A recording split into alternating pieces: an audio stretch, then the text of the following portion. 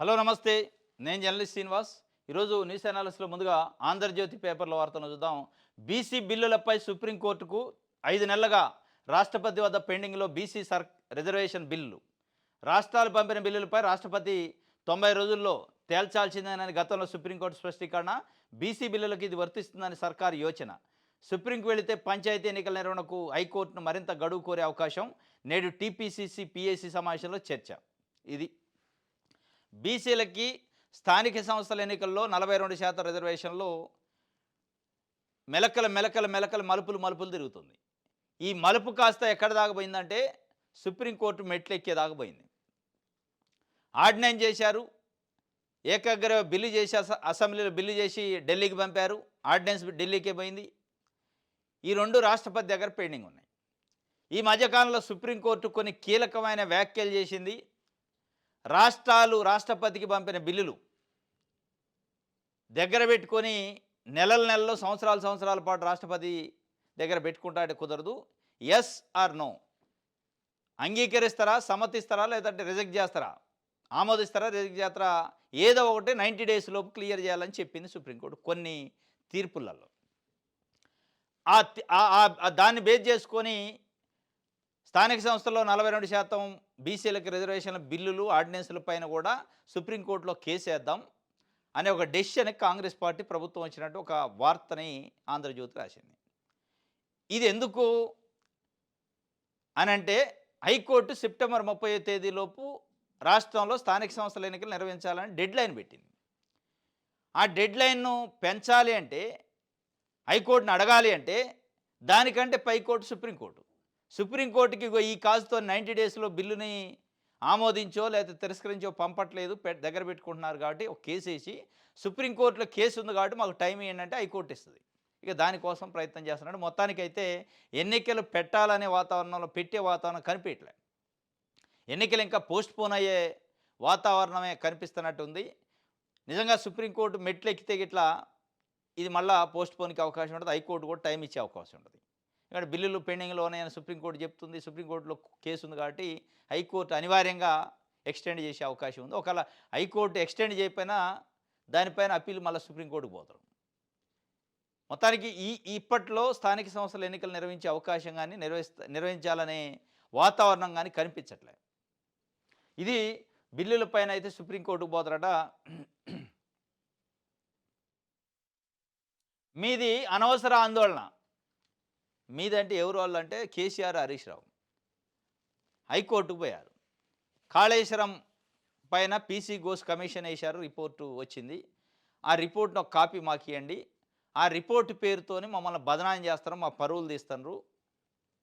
స్వయంగా ముఖ్యమంత్రి, నీటిపారుదల శాఖ మంత్రి ప్రెస్ కాన్ఫరెన్స్ పెట్టి పవర్ పాయింట్ ప్రజెంటేషన్ చేసి మా పేర్లను స్పెసిఫిక్గా చెప్తూ మేమేదో తప్పు చేసినట్టు చెప్పే ప్రయత్నం చేస్తారు. కాబట్టి ఆ రిపోర్టు పైన స్టే ఇవ్వండి అని పోయారు. ఆ స్టే ఇవ్వండి అని పోతే గవర్నమెంట్ అడిగింది హైకోర్టు. ఆ రిపోర్ట్ సంగతి ఏంది, ఆ రిపోర్ట్ను బయట పెట్టారు. అసలు ప్రజలకు చెప్పారంటే లేదు మేము అసలు ఎక్కడా బయట పెట్టలేదు అన్నారు. వాట్ నెక్స్ట్, మీ స్టెప్ ఏంటి అని అడిగింది. మీరు చర్యలు ఎప్పుడు తీసుకుంటారు, ఆ రిపోర్ట్ని అసెంబ్లీలో ఏమైనా పెట్టేది అంటే అసెంబ్లీలో పెడతాం అని చెప్పారు. అసెంబ్లీలో పెట్టిన తర్వాత పబ్లిక్ డొమైన్లో పెడతాం, అప్పటిదాకా బయటికే రాదని చెప్పారు.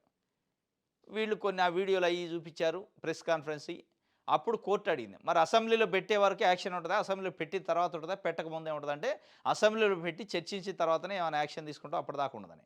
అంటే మీకు యాక్షన్ లేదు కాబట్టి మీకు ఆందోళన అవసరం లేదు, దాని గురించి యాక్షనే లేదు. వాళ్ళు ఏ రిపోర్ట్ చేసుకుంటే మీకెందుకు, అసెంబ్లీలో పెట్టాక పబ్లిక్ డొమైన్లోకి వస్తుంది, అప్పుడు యాక్షన్ తీసుకునే అవకాశం ఉందంటే అప్పుడు రండి అని చెప్పి మీది అనవసరమైన ఆందోళన తప్ప ఏం లేదు, ఏమి దీనిపైన చర్య తీసుకోము, స్టే ఇవ్వలేమని చెప్పి కోర్టు చెప్పింది. వాస్తవం కూడా అది. అనవసరమైన ఆందోళన తప్ప ఏముంది ఇందులో. కాళేశ్వరం పైన కమిషను వేయక ముందు నుంచే కాళేశ్వరం పైన అనేక ఆరోపణలు వస్తూనే ఉన్నాయి. కేసీఆర్ ముఖ్యమంత్రిగా ఉన్నప్పటి నుంచే కాంగ్రెస్ పార్టీ, ప్రతిపక్ష పార్టీలు కాళేశ్వరంలో పెద్ద ఎత్తున అవినీతి జరిగిందని చెప్పారు. ఇక అంతకంటే పెద్ద చర్చ ఏం జరిగేది ఉండదు ఇప్పుడు. కాకపోతే కమిషన్ రిపోర్ట్ కాబట్టి లీగల్ యాక్షన్ ఏమైనా ఉంటుందంటే అసలు ఆ కమిషన్ రిపోర్ట్కే లీగల్ శాంటిటీ ఎంత ఉందనేది ఒక చర్చ. ఆ రిపోర్ట్ని బేస్ చేసుకుని మళ్ళీ ఏసీబీయో, సిఐడియో, ఇంకోళ్ళు పోలీసులో కేసు పెడితే తప్ప ఆ రిపోర్టే అల్టిమేట్ కాదు. ఇది ఒక వార్త. మీది అనవసరమైన ఆందోళనని కొట్టిపారేసింది. ఒకటి 5 ఎమ్మెల్యేలకు స్పీకర్ నోటీసులు ఇచ్చారట. ఎవరు ఈ 5 అంటే గోడ దూకిన ఎమ్మెల్యేలు. బీఆర్ఎస్ పార్టీ గోడ దూకి కాంగ్రెస్ పార్టీలోకి జాయిన్ అయ్యారు. 10 మంది మొత్తం. 10 మందిలో 5 అయితే నిన్న ఇచ్చారట. దఫల వారీగా ఇస్తారంటే స్పీకర్ గారు. మరి మిగతా 5కి జారవనుకుండా ఏం పోవడం, మొత్తానికి 5 అయితే ఇచ్చారట. ఇందులో దానం నాగేందర్ కూడా ఉండు. సికింద్రాబాద్ పార్లమెంట్ నుంచి కాంగ్రెస్ పార్టీ బీఫామ్ పైన పోటీ చేసిండు, ఓడిపోయిండు అనుకోండి. మొత్తానికి సుప్రీంకోర్టు 3 నెలల్లో స్పీకర్ డెసిషన్ తీసుకోవాలంది. ఆ డెసిషన్ మేరకు ఏదో ఒక చర్య చేసినట్టు మరి చేస్తారా? ఎస్, మీకు మేము నోటీసులు ఇచ్చినా మీరు అన్నందుకు నేను ఒక స్టెప్ ముందుకు వేసిన చెప్పడానికి నిజంగానే చర్య తీసుకునే అవకాశం ఉందంటే చర్య తీసుకునే అవకాశాలు అయితే కనిపించలే. ఎందుకు కనిపించాలంటే కాంగ్రెస్ పార్టీ ప్రభుత్వం ఉంది, కాంగ్రెస్ పార్టీలోనే వాళ్ళు జాయిన్ అయింది కాబట్టి అంత ఈజీ కాదు. ఇక చర్య తీసుకుంటామని కోర్టుకు చెప్పడం కోసం నోటీసులు ఇచ్చినట్టుంది, కానీ చర్యలు తీసుకోవడానికి నోటీసులు ఇచ్చినట్టు లేదు. నోటీసులు ఇవ్వటం అయితే ఇన్ని రోజులు ఎందుకు ఎడిట్ చేయాలి, అందులో మళ్ళీ 5 ఎందుకు ఇవ్వాలి, మిగతా 5 ఎగ్జామ్షన్ ఎందుకు చేయాలి? టైంపాస్ వ్యవహారం, అందులో ఏం లేదు. రైట్.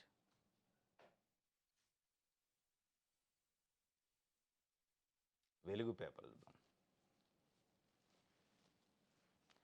సురవరం ప్రతాప్ రెడ్డి ఇక లేరు. కమ్యూనిస్టు యోధుడు సురవరం ఇక లేరు. అనారోగ్యంతో ఆసుపత్రిలో కన్నుమూసిన సుధాకర్ రెడ్డి. సిపిఐ జాతీయ ప్రధాన కార్యదర్శిగా కీలక బాధ్యతలు. నల్గొండ నుంచి 2 సార్లు ఎంపీగా విజయం. పార్లమెంట్లో కార్మిక స్థాయి సంఘానికి చైర్మన్గా సేవలు. సీఎం రేవంత్ రెడ్డి, సిపిఐ నేతలు ప్రముఖుల సంతాపం. సిపిఐ అగ్రనేత సురవరం ప్రతాప్ రెడ్డి ఇక లేరు.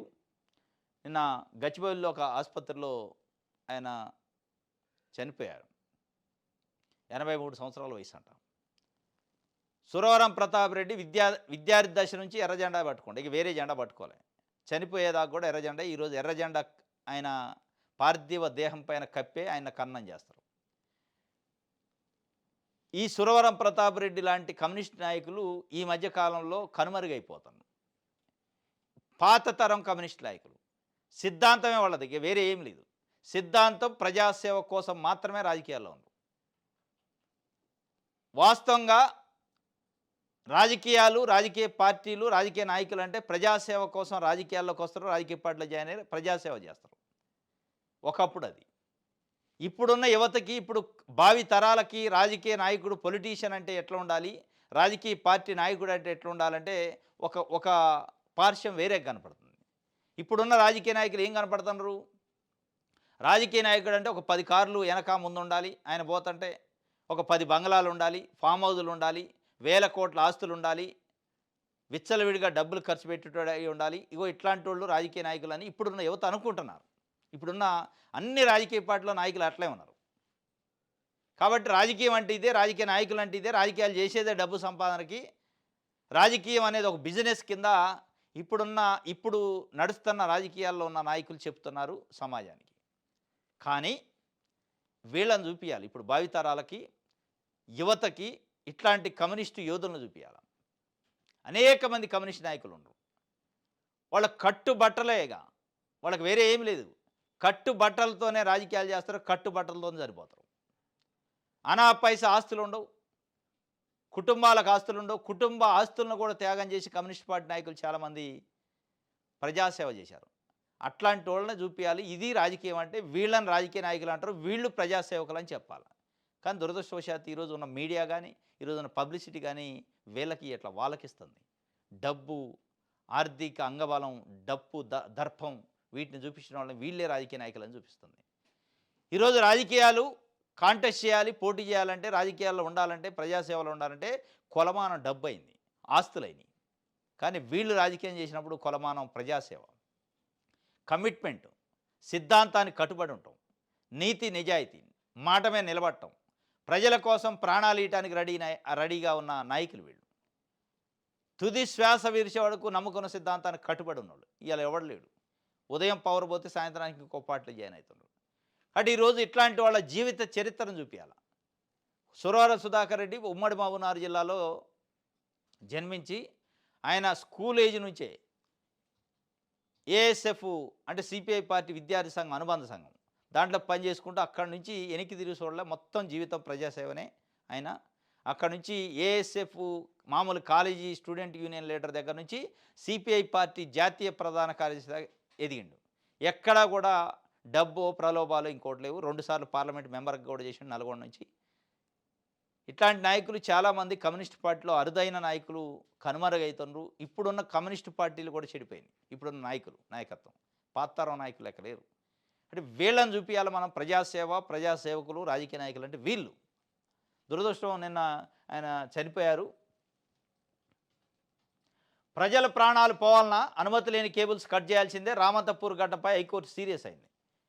విద్యుత్ శాఖతో రామంతపూర్లో మొన్న శ్రీకృష్ణ అష్టమి రోజు కృష్ణుడి విగ్రహాన్ని ఊరేగింపుగా తీసుకెళ్తుంటే కేబుల్ వైర్లు వేలాడబడి ఆ కేబుల్ వైర్లకి ఎర్త్ అయ్యి షాక్ అయ్యి కరెంట్ షాక్ కొట్టి 5గురు మృతి చెందారు స్పాట్లో. దానిపైన హ్యూమన్ రైట్స్ కమిషన్ వాలంటరీగా అంటే కేసును తీసుకుంది సుమోటోగా. తీసుకొని దీనికి బాధ్యులైన జిహెచ్ఎంసీయా, ఎలక్ట్రిసిటీ అధికారుల వాళ్ళపైన చర్యలు తీసుకోవాలి. ఇంత నిర్లక్ష్యమా, ప్రజల ప్రాణాలు గాలిలో కలుస్తుంటని అడిగింది. హైకోర్టులో కూడా కేసు ఉంది దానిపైన. ఎందుకు హైకోర్టు దాకా పోయింది? ఇది సుమోటోగా తీసుకుంది హెచ్ఆర్సీ. వాస్తవంగా సుమోటోగా 5గురు ప్రాణాలు పోవడానికి కారణం ఎవరు అనేది సుమోటోగా హెచ్ఆర్సీ తీసుకుంటే, దానిపైన ఇప్పుడున్న ప్రభుత్వ యంత్రాంగం కూడా 5గురు చనిపోయారు కాబట్టి ప్రభుత్వానికి బ్యాడ్ నేమ్ వద్దని ఆగమేఘాలపైన హైదరాబాద్ వ్యాప్తంగా ఉన్న కేబుల్ వైర్లు మొత్తం కట్ చేసి పడేయండి అన్నది. ఆ కేబుల్ ఆపరేటర్ల యాజమాన్యాలు పోయారు కోర్టుకి. మా కేబుల్ వైర్లు అడ్డగోలుగా తెంపేస్తారు, మాకు నష్టం జరిగింది, దాన్ని ఆపమని స్టే ఇవ్వండి అని పోతే అట్లా కుదరదు.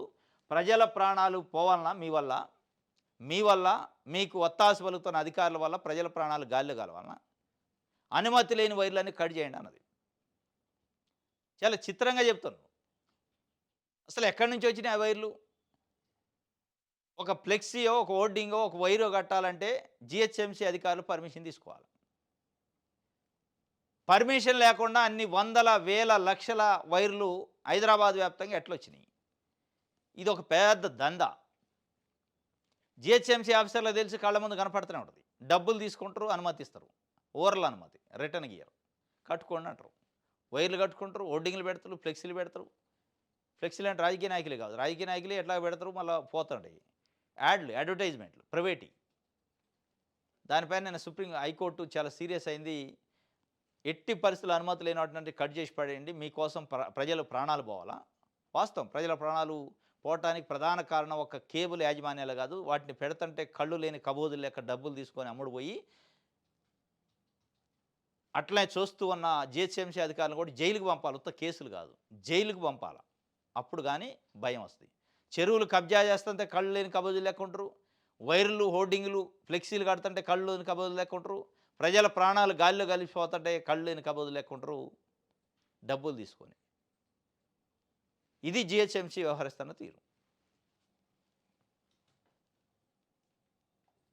రైట్. సహస్రాన్ని చంపింది పక్కింటి బాలుడే, వీడిన కూకట్పల్లి బాలిక మర్డర్ మిస్టరీ. నిందితుడు 10th క్లాస్ స్టూడెంటు. వెబ్ సిరీస్లు, క్రైమ్ మూవీలు చూసి చోరీకి స్కెచ్. ఎలా చేయాలనేది నోట్బుక్లో రాసుకుండట. ఒక నోట్బుక్ నిందితుడు రాసుకున్న ప్లాన్ ఆఫ్ యాక్షన్ రాసుకున్నాడు. వాడు దొంగతనానికి వెళ్ళినప్పుడు సహస్ర చూడటంతో మర్డరు. రక్తపు బట్టలు చూసిన సైలెన్స్గా ఉన్న బాలుడు పేరెంట్స్. పోలీసుల అదుపులో నిందితుడు, అతని తల్లిదండ్రులు. సహస్ర అని 12 years పాపని అత్యంత కిరాతకంగా 20 కత్తిపోట్లు పొడి చంపేశారు. ఎవరు చంపారనేది ఒక మిస్టరీగా ఉంది నిన్నటి వరకు. నిన్న తెలిసింది. 10వ తరగతి చదువుతున్న ఒక విద్యార్థి, ఒక బాలుడు 10వ తరగతి చదువుతున్నంటే నాకు తెలిసి 14-13 సంవత్సరాలు, 14-15 సంవత్సరాల మధ్యలో ఉంటుంది. ఒక 15 సంవత్సరాల లోపు ఉన్న వయసు ఉన్న బాలుడు 20 కత్తిపోట్లతోని ఒక బాలికని, అభమో శుభమో తేవలైన బాలిక, కక్ష లేదు, శత్రువు కాదు, చంపాల్సిన పరిస్థితి ఎందుకు వచ్చింది? ఆ నేపథ్యం ఏంటి అని చూస్తే హర్రర్ మూవీలు, వెబ్ సిరీస్లు చూస్తారట. హర్రర్ మూవీలు, వెబ్ సిరీస్లు చూసి దాంట్లో వాళ్ళకి కావాల్సిన దానికోసం ఎవరినైనా చంపుతారు, ఏదైనా చేస్తారు హర్రర్ మూవీల్లో, వెబ్ సిరీస్లో. అది చూసి ప్లాన్ ఆఫ్ యాక్షన్ ఒక నోట్బుక్లో రాసుకొని ఎట్లా వెళ్ళాలి, ఎట్లా చంపాలి, ఎవరైనా అడ్డం వస్తే ఏం చేయాలనేది మొత్తం చేసుకొని ఒక బ్యాట్ కోసం, మరి ఉండి కోసం 2 చెప్తున్నారు. బ్యాట్ ఖరీదైన బ్యాటు ఆ చనిపోయిన పాప బ్రదర్ దగ్గర ఉంది, అద్దె తెచ్చుకోవడానికి పోయిండని. లేదు వాళ్ళ ఇంట్లో దేవుడి గదిలో హుండీ ఉంది. దాంట్లో ఓ 80,000 నుంచి ₹1,00,000 దాకా ఉన్నాయి. వాటిని దొంగిలించాలని ఈ 2 అని చెప్తుండ్రు. ఏదేమైనప్పటికీ దేనికోసమో పోయిండు ఈ రెండిట్లో. పోయి అయి తీసుకొని గోడ దూకిండట. హర్రర్ మూవీలో చూసినట్టు ప్లాన్ రాసుకొని ఎక్కడెక్కడ ఎట్లా పోవాలి, ఏ ఏ విండోలోంచి, ఏ తలుపులోంచి పోవాలని పోయిండు. తీసుకొని బయటకొచ్చే సందర్భంలో ఆ బాలిక ఒక్కతే ఇంట్లో ఉందట. తలుపులు దగ్గరకేసుకొని టీవీ చూస్తుందట పాపం. పేరెంట్స్ కూడా లేరు. చూసే సందర్భంలో ఇది అలికిడైంది. ఈ గోడ దూకి ఇదంతా చేసినప్పుడు లోపలికొచ్చి బయటికి పోయే సందర్భంలో అలికిడైందట. ఏదో అలికిడైందని చూడటానికి లేచిపోయిందట. లేచిపోతే వీడు షర్ట్ పట్టుకొని పెద్దగా అరిచి ఆ ప్రయత్నం చేసింది నిలువరించడానికి. వెంటనే వాడికి డౌట్ వచ్చింది, ఇదేదో అయ్యేటట్టుంది, బయటపడిద్ది కాబట్టి చంపేయాల. హర్రర్ మూవీ చూసిండుగా, ప్లాన్ ఉందిగా. వాడు ముందే రాసుకోండు, ఎవరైనా తటితే మన చూస్తే అరిస్తే ఏం చేయాలనేది. అరిసింది కాబట్టి వెంబటే కత్తితోని కింద పడేసి మీద కూర్చొని ఇక విచిత్రంగా చాలా ఎబెట్టుగా కత్తిపోట్లు మెడ పైన ఒక 5 కత్తిపోట్లు పొడిచిండట. కత్తి కూడా తీసుకొని పోయిండు. దీన్ని చూస్తుంటే ఏమనిపిస్తుంది, అసలు ఈ హర్రర్ మూవీలేంది, వెబ్ సిరీస్‌లేంది, 10వ తరగతి విద్యార్థి ఈ స్థాయిలో ఒక టెర్రర్ లెక్క ఒక టెర్రిఫిక్ మర్డర్ చేయటం అంటే అంత ఈజీ కాదు. సమాజం ఎడిపోతుంది. ఈ రోజున్న సోషల్ మీడియా, మొబైల్ ఫోన్లు, ల్యాప్‌టాప్‌లు, కంప్యూటర్లు దేనికోసం మనం అయి తయారైనయి, దేనికోసం వాడుతున్నారు. అత్యంత దారుణం అనమాట. కాబట్టి పేరెంట్స్ కూడా ఈరోజు గమనించాలి, ఒక కన్నేసి ఉంచాలి. పిల్లలు మొబైల్‌లో ఏం చూస్తున్నారు, ఇక మొబైల్ ఇచ్చి మన పని మనం చూసుకుంటుంటాం కాదు. ఏం మూవీలు చూస్తున్నారు, ఏం హర్రర్ పిక్చర్లు చూస్తున్నారు, వెబ్ సిరీస్‌లు ఏం చూస్తున్నారు, వాళ్ళ యాటిట్యూడ్ ఏంది అని చూడాలి. ఇక్కడ దురదృష్టం ఏందంటే ఆ పేరెంట్సు వాడు 20 కత్తిపోట్లు పొడిచి అత్యంత కిరాతకంగా ఒక బాలికను చంపొస్తే 10th క్లాస్ చదువుతున్న విద్యార్థి రక్తపు బట్టలతోని ఇంటికి పోయిండట.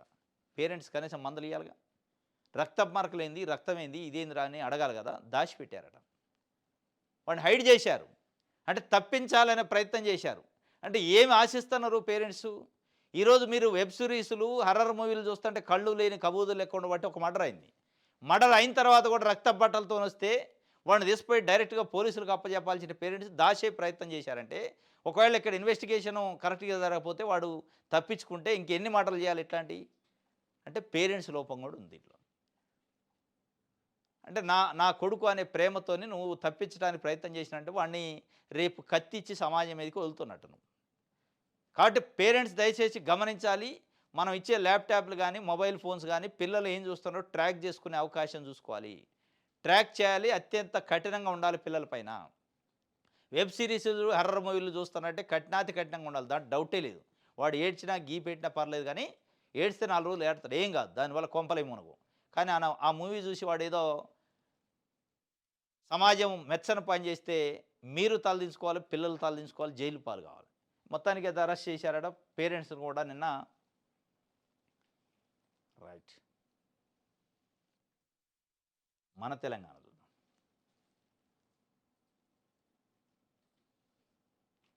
లైసెన్స్ లేని కేబుళ్ల కట్టు. జీహెచ్ఎంసీకి హైకోర్టు ఆదేశం. ప్రజల ప్రాణాలకు ఎవరు బాధ్యులు? విద్యుత్ శాఖ ఘటనలపై ఎవరికి వారు చేతులు దులిపేసుకుంటే ఎలా? కేక్ కట్ చేయాల్సిన బాలుడు కొరివి పెట్టడం కలిసివేసింది. రావంతపూర్ విద్యుత్ ఘాతకం ఘటనపై హైకోర్టు తీవ్ర వ్యాఖ్యలు చేసింది. హైకోర్టు జడ్జి గారు చెప్పిండు, లైసెన్స్ లేని కేబుల్ కట్ చేయండి అని. స్థానికంపై 25 నిర్ణయం. ఏంటంటే స్థానిక సంస్థల ఎన్నికలపైనే ఈ నెల 25న క్యాబినెట్ మీటింగ్ ఉంది. ఈ రోజున పిఎస్సి మీటింగ్ ఉంది. మళ్ళీ 25 తారీఖు క్యాబినెట్ మీటింగ్లో డెసిషన్ ఏముండదు నాకు తెలిసి. డెసిషన్ వల్ల సుప్రీంకోర్టులో పిటిషన్ వేస్తారు. రాష్ట్రపతి దగ్గర ఉన్న బిల్లుల్ని తొందరగా క్లియర్ చేయించండి అని చెప్పి కోర్టులో వేస్తారు. కోర్టు వాయిదా పెట్టింది. ఆ వాయిదాన్ని బేస్ చేసుకొని హైకోర్టులో టైం ఎక్స్టెండ్ అడుగుతారు. టైం వచ్చే అవకాశం ఉంది. ఇదే జరిగే అవకాశం ఉంది.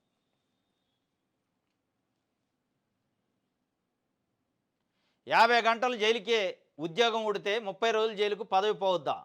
బెయిల్పై బయటకు వచ్చిన వాళ్లే బిల్లును వ్యతిరేకిస్తున్నారు. జైల్లో ఫైళ్లపై సంతకం చేసిన సీఎంలు ఉన్నారు. రాజ్యాంగ నిర్మాతలు ఇలాంటి నాయకులు వస్తారని ఊహించి ఉండరు. కేజ్రీవాల్, రాహుల్, తేజస్విపై ప్రధాని మోడీ విమర్శనాస్త్రాలు. ఈ అవినీతి వ్యతిరేక చట్టానికి ఎవరు అతిథులు కారని వెల్లడి. క్రిమినల్ రికార్డు ఉన్న నాయకులను వదలబోమని మోడీ స్పష్టీకరణ. కేజ్రీవాల్ అట, రాహుల్ గాంధీ అట, తేజస్వి యాదవ్ అట. మరి అమిత్ షా కూడా ఉండగా జైల్లో. అమిత్ షా జైల్లో లేడు. చాలామంది బీజేపీ నాయకులు జైల్లో ఉన్నారుగా. చాలామంది ఎన్డీఏ కూటమిలో భాగస్వామ్య పక్ష నాయకులు ఇప్పుడు ముఖ్యమంత్రులుగా ఉన్నోళ్ళు జైల్లో ఉన్నారుగా. ఆంధ్రప్రదేశ్ ముఖ్యమంత్రి చంద్రబాబు నాయుడు గారితో సహా 56 రోజుల పాటు జైల్లో ఉండు. 16 నెలల పాటు జైల్లో ఉన్న జగన్మోహన్ రెడ్డి మీ మద్దతే. జగన్మోహన్ రెడ్డికి మీ మద్దతు ఉంది. ఆయన మద్దతు మీకుంది. ఎన్డీఏ కూటమికి మద్దతు ఇస్తాడు ఆయనే ఉపరాష్ట్రపతి ఎన్నికల్లో. ఏం మీరు శుద్ధపూసల నీతివంతులు కదా.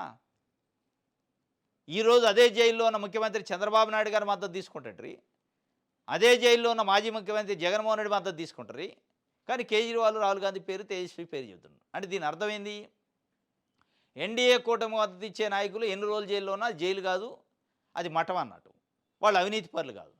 కేవలం ఎన్డీఏ కూటమిని వ్యతిరేకిస్తున్న నాయకులు ఉంటేనే వాళ్ళే జైలు, వాళ్ళే అవినీతి పరులు, వాళ్ళే అర్హులు పదవి పోవటానికి అన్నట్టు చెప్తుండే ఆయన. 30 రోజులు జైల్లో ఉంటే, 50 గంటలు జైల్లో ఉంటే ఉద్యోగం పోతుంది. ప్రభుత్వ ఉద్యోగులకు ఉద్యోగం పోతాడే, 30 రోజులు జైల్లో ఉంటే రాజకీయ నాయకులకు పోవద్దంటే పోవాలా. కానీ మీరు అనే విధానంలో తేడా ఉంది. దాంట్లో డౌటే లేదు. రాజకీయ అవినీతిని అరికట్టడానికి చట్టాలు కఠినంగా ఉండాలి. కానీ దీంట్లో ఒక మెలకు ఉంది. మళ్ళీ రాజకీయ అవినీతిని అరికట్టడానికి లెక్క లేదు. ఎన్డీఏ కూటమిలో లేని నాయకులను ఇబ్బంది పెట్టడం కోసం చేసిన చట్టం లెక్కనే ఉంది మీరు మాట్లాడే మాటలు. మీరు అదే తేజస్వి యాదవో, రాహుల్ గాంధీయో, కేజ్రీవాల్తో పాటు అమిత్ షా పేరును కూడా చెప్పుంటే, చంద్రబాబు నాయుడు గారు, జగన్మోహన్ రెడ్డి పేరును కూడా చెప్పుంటే, ఎస్ నిజంగానే రాజకీయ అవినీతిని అరికట్టడానికి అనేది ఉండేది. మీరు ఆ పేర్లు ఎందుకు ఉటంకించట్లే? వాళ్ళు మీకు మద్దతుగా ఉన్నారు కాబట్టి, మీకు వంగి ఉన్నారు కాబట్టి, మీ అండర్లో ఉన్నారు కాబట్టి, మీకు మద్దతు ఇస్తున్నారు కాబట్టి. అంటే మీకు మద్దతు ఇస్తేనే అవినీతి లేదు, మీకు మద్దతు ఇస్తే నిర్మా పౌడర్తో కడిగినట్టే వాళ్ళు ఆనిముత్యాలు, కడిగిన ముత్యాలు. మీకు మద్దతు ఇవ్వకపోతే, మీకు వ్యతిరేకంగా ప్రశ్నించే నాయకులు ఉంటే వాళ్ళు అవినీతి పరులు అన్నట్టు చెప్పే ప్రయత్నం చేస్తాడు ప్రధానమంత్రి గారు. రైట్. విజయక్రాంతి రానున్నది మహాసమరమే.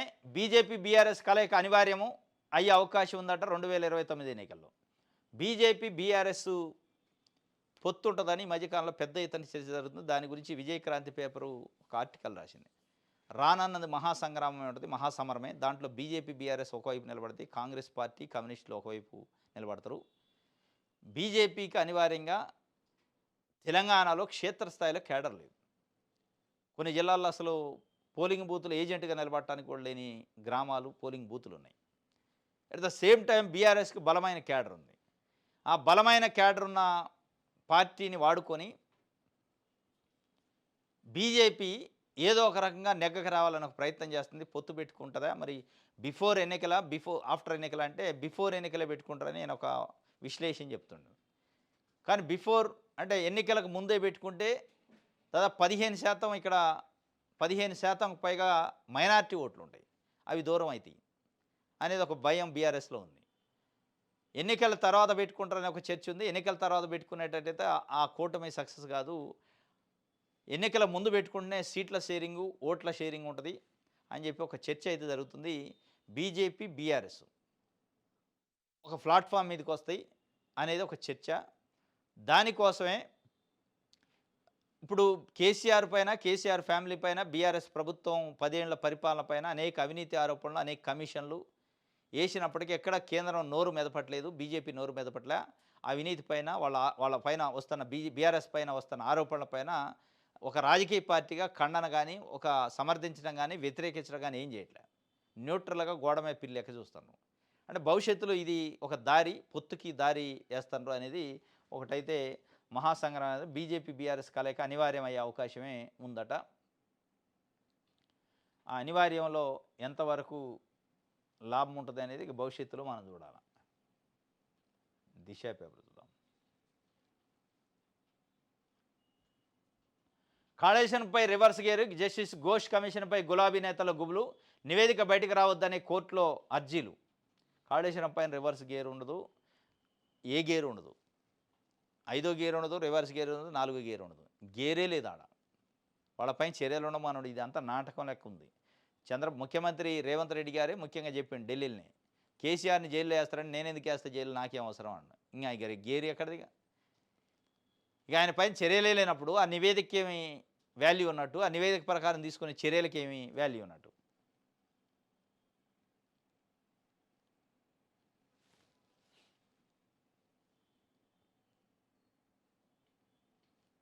రైట్.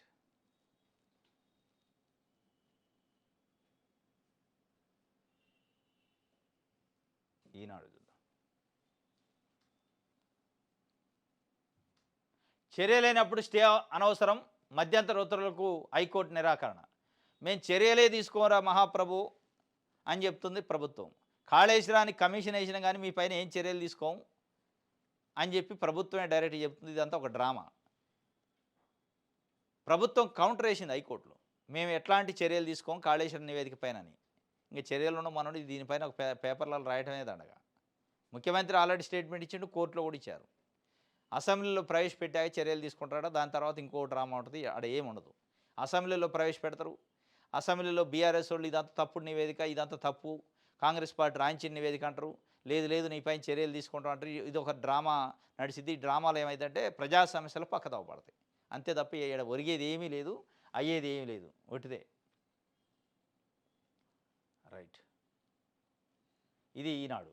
ఇది ఈరోజు న్యూస్ అనాలిసిస్. రేపు తాజా వార్తతో తిరిగి కలుసుకుందాం. Thank you.